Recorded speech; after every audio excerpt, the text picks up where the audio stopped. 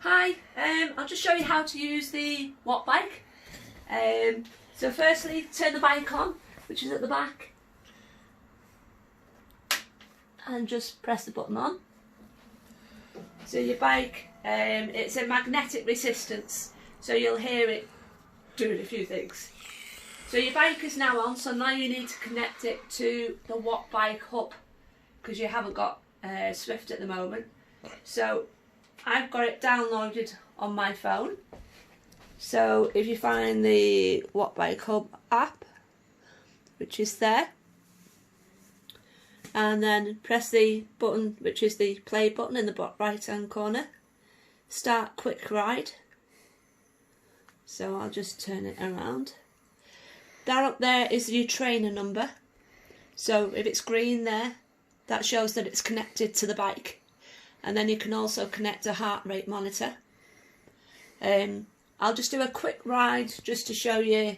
You get a polar view on the left here, which shows you how well you're cycling, the power in each leg, and how smooth your cycling momentum is.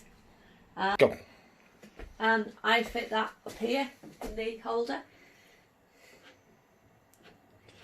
Now you can lock it in, but it sits there, it's never fell out, so just get on the bike to demonstrate. Right, very, very important. And I didn't know why it wasn't working at first, and it was because of one very simple thing. I hadn't pressed the play button on the app. So, just there by the counter, there's a little arrow. You press that, it counts down. Now I can start pedalling. So all my stats start to come up, so that's my polar view there. 40% power on the left leg, 58 on the right. It shows you your power, your cadence, what gear you're in.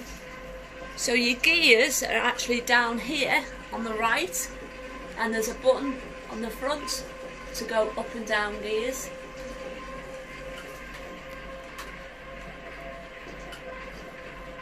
And it tells you what gear you're in.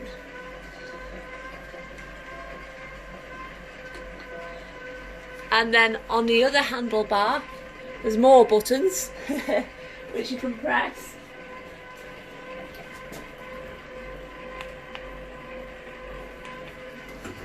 And what do them buttons do, Dave? They change the graph on the left.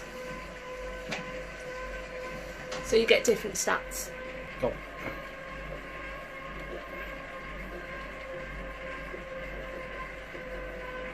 Okay, so that's it, and then to stop, the same button, which shows as a pause button now. Press stop, and then press the square in the bottom right hand corner, and it gives you a summary of your ride. And that will, if you're connected to Strava, which is a must for cyclists, will automatically upload to Strava. And then that's a summary of your ride. So as you're an athlete, those stats will be very important for you. Okay, so if you want to go on Swift, which I highly recommend, so what I tend to do is I'm going to, don't know if you can do this on your phone or not, but let me just take it out of here.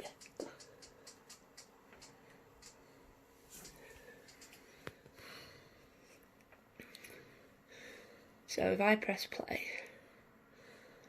so I've got the same screen again, it's connecting. I'm going to get this Swift companion app up now, which is the one I told you earlier to download. Let me just find it. It's here somewhere. Where are you? Typical, isn't it? When you want something you can't find it. 30 minutes later. There. So click that up, and I have a split screen. I use it as a split screen. The reason I use it as a split screen is Swift itself will not show you what your gears are. Whereas the Wattbike Hub always shows you your gears, and I do a lot of racing on Swift. So I like to know what gear I'm in. And I usually do about a 50-50. If you're going on Swift, there's lots of different events you can do. So you click on events and there are all the races you can do throughout the day. You can race people from all over the world. So I put that back in my holder. Go. Okay, to use Swift, so you have to download Swift. Obviously, already done. There's a little mini computer there. Oh, that's the other thing. To connect to Swift, I use an AMP Plus. You can use Bluetooth, but I find AMP Plus is better, but it's down to personal choice. Bluetooth doesn't work very well with Windows 10. Yeah, I was just going to say it's down to your operating system as to how well Bluetooth will work. Anyway, so Swift. So, open Swift. So I've already registered for Swift. I've been using Swift for a couple of years, and I used to have a Tax Neo before I had this Atom. So the Atom was an upgrade. And then my next one is sort of an ultimate upgrade that you can't really upgrade anymore.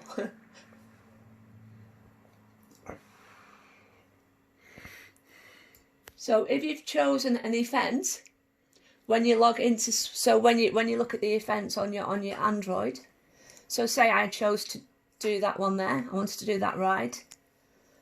You work out what category you're in, you press the plus button, and then you're automatically registered on that race. They're not all races, some of them are workouts, some of them are group rides. I'm in a virtual cycling club called The Herd, so they do organised events, time trials, team time trials, summer races, lots of different things, and it just makes it really interesting. And then you ride in with other people, and we go on an app called Discord, which we can all communicate with each other. So if we're in a race, we have a lot of racing tactics, and we work out who, the stronger riders, just like a tour. So this now automatically pairs because it's paired before. But what you will have to do... Let's just click on the search. No, so you would go into controllable and click on the search in controllable. Look for Wattbike FE C13074 because that's the... Okay, right, as I was saying, go into controllable and it says search here. Press on the search and then you pick which Wattbike it is, but it is the Wattbike FE C13074 that you need to choose. And then normally it automatically picks it up in the other columns. Again, if you want to use a heart rate strap, which I do when I'm racing, it would pick that up via Bluetooth as well. Something really, really important when you're connecting the bike to Swift or your Hub app, Wattbike Hub app, don't have any other Bluetooth devices connected or working in the room.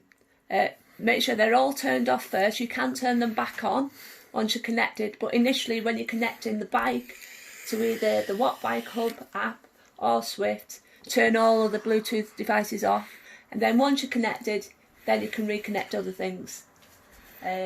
Okay, so if I just press OK.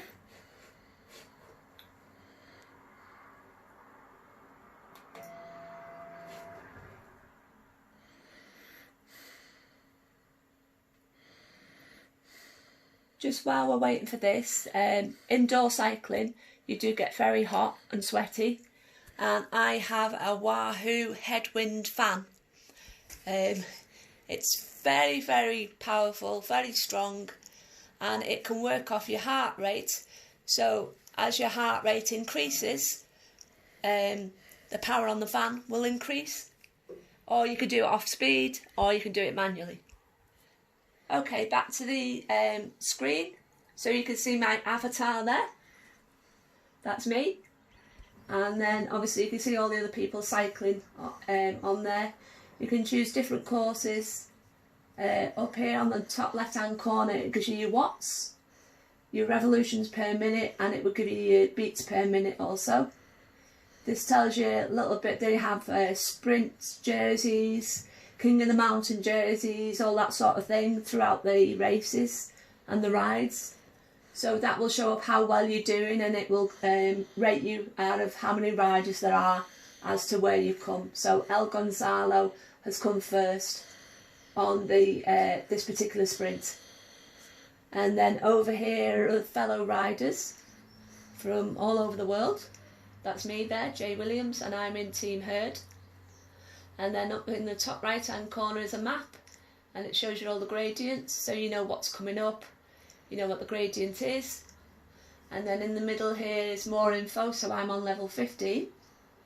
That will give you your speed, how far you've cycled, how much elevation you've gained, how long you've been cycling for. And then here, this is called your drops. And what that is, if I go off this screen, so click menu in the bottom left hand corner, you have a virtual garage, which is over here, and it's like a shop basically. So this is what I've got in my garage at the moment. These are different bike frames, etc., and wheels and hats and cycling shoes. It's virtual money, it doesn't actually cost you anything. And then if I go back, so at the moment you can see top right hand corner, I've got 801,438 drops. So if I went into the drop shop, I could buy a bike frame if I wanted to. So I have 2 lift bikes, but can't afford this one at the moment because I'm only on level 15. So when you get to certain levels, things get unlocked and you're able to buy them. So that encourages you to keep cycling. Go back, and then you can do the same for wheels. Wheels are very important. Sometimes buying wheels is actually better than buying a bike frame. Go on to wheels. Let's see if there's something I can afford. So sit wheels. There you go. So there's a set of sit wheels there, 149,000 drops. And I've got 801,000. So if I clicked on that, and then down here it would say equip your bike. I click yes, and then my bike would be equipped. And I can go into my garage and change my bike frames and wheels for different races and different rides depending on what the ride is.